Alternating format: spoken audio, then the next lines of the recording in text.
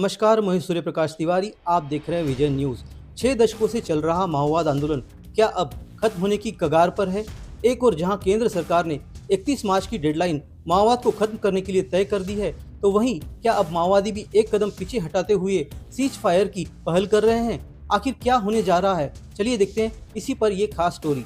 देश में एक सशस्त्र विद्रोही आंदोलन का ही नाम है नक्सलवाद। बाद में उसे माओवादी आंदोलन कहा जाने लगा।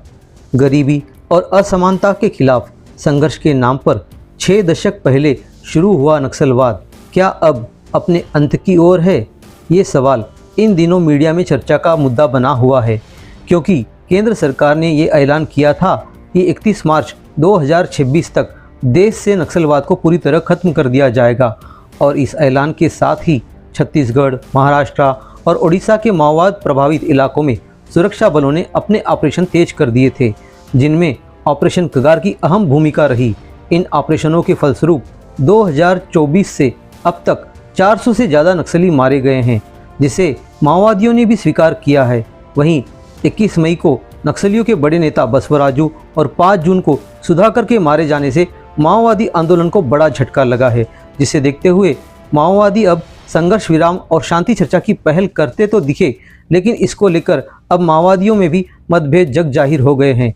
लेकिन इस संदर्भ में केंद्र सरकार की ओर से भी किसी तरह की प्रतिक्रिया सामने नहीं आई है।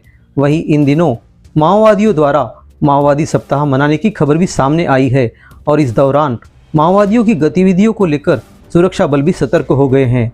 ऐसे में माओवादियों की वर्तमान और भविष्य की स्थिति को लेकर बस्तर के वरिष्ठ पत्रकार मनीष गुप्ता का क्या है कहना, आइए जानते हैं। प्रदेश के गृह मंत्री विजय शर्मा का कहना है कि जो पत्र जारी हुए हैं और जो ऑडियो सामने आया है, सरकार उनका परीक्षण करवा रही है, और यदि नक्सलियों को वाकई मुख्य धारा में शामिल होना है तो हमारी पुनर्वास नीति का उन्हें अनुसरण करना चाहिए। इसके अलावा जो है वो उन्हें अपने हथियार डाल करके राष्ट्र की मुख्य धारा में शामिल हो जाना चाहिए। उन्होंने यह भी कहा है कि नक्सलियों द्वारा एक ओर शांति वार्ता की बात कही जा रही है, दूसरी ओर निर्दोष ग्रामीणों और सुरक्षा बलों के खिलाफ उनका अभियान भी जारी है। पिछले दिनों कुछ निर्दोष ग्रामीणों की हत्याएं भी की हैं उन्होंने। इसके साथ साथ बस्तर के अंदरूनी इलाकों में नक्सलियों द्वारा गाड़े गए आईईडी का शिकार भी आदिवासी और बेजुबान जानवर हो रहे हैं, जिससे जान और माल की क्षति हो रही है।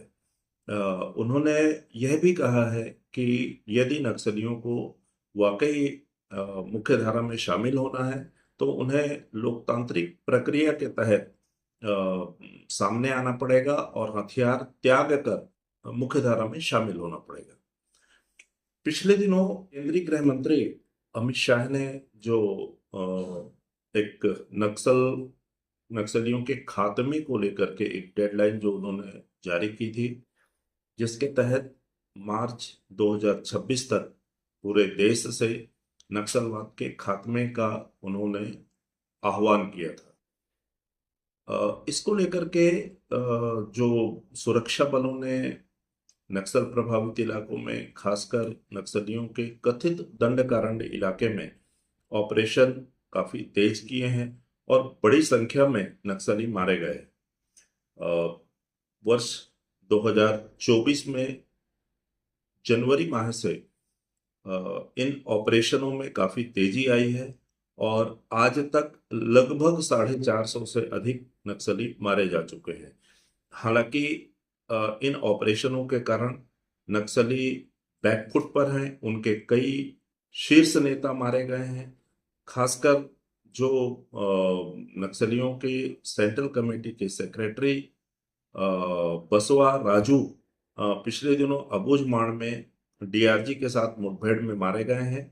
उसके बाद से नक्सली बैकफुट पर हैं और नक्सलियों का मोराल काफी डाउन है। और जिस तरीके के हालात लग रहे हैं कि नक्सलियों की सेंट्रल कमेटी के बड़े बड़े नेता सरकार की इस जो एंटी नक्सल ऑपरेशन का शिकार हुए हैं।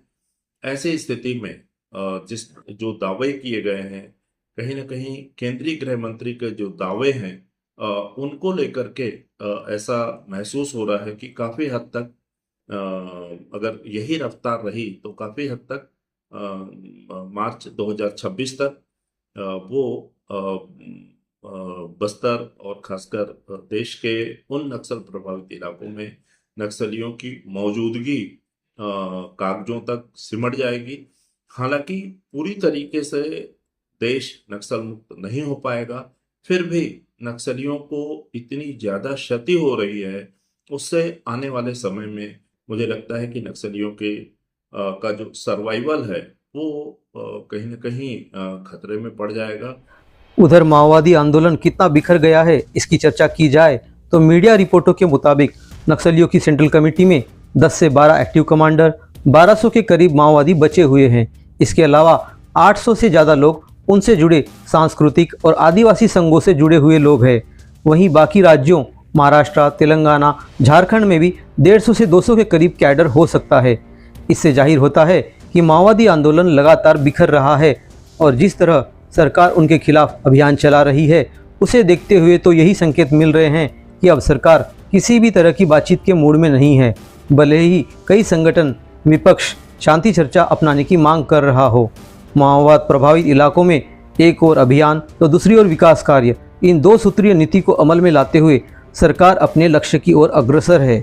माओवादी आंदोलन की वर्तमान स्थिति को लेकर वरिष्ठ पत्रकार हो या सेवानिवृत्त अधिकारी, उनका यही मानना है कि जिस तरह माओवाद की शुरुआत हुई और जिस तरह उसके समय समय पर रूप बदले हैं, यह कहना मुश्किल है कि माओवाद आंदोलन पूरी तरह खत्म हो जाएगा। हो सकता है ये आंदोलन भविष्य में किसी नए रूप में दिखाई दे। ऐसे में सरकार को विकास कार्यों के साथ साथ उन लोगों को भी पूरी तरह अपने विश्वास में लेना होगा जो माओवाद प्रभावित इलाकों में रहते आए हैं।